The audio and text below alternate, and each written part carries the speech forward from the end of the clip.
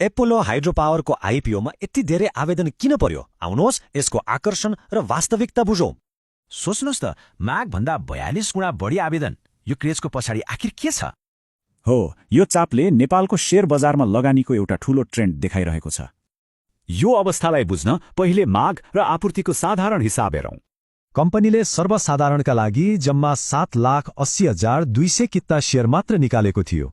तर आवेदन हेर्नुहुन्छ भने 3,27,00,000 किताभन्दा बढीको लागि आवेदन पर्यो। यो चार्टमा प्रष्टै देखिन्छ माग र आपूर्ति बीचको खाडल कति ठूलो छ भनेर। कुल 23,75,000 भन्दा बढीले आवेदन दिए, जसबाट 3.27 अर्ब रुपियाँ सङ्कलन भयो। अब प्रश्न उठ्छ, यति धेरै आवेदन परेपछि शेयर कसरी बाँडिन्छ त? यसको लागि एउटा सिस्टम छ, गोला प्रथा। मागभन्दा बढी आवेदन परेमा यही प्रयोग हुन्छ। सीधा कुरा, सबै योग्य आवेदनबाट गोला प्रथाले भाग्यमानी छान्छ। पाउनेले 10 किता पाउँछन्। ल, अब हेरौं कसको भाग्य चम्क्यो र को रित्तो हात भए। नतिजा अनुसार भाग्यमानी 78,020 जनाले मात्र शेयर पाए।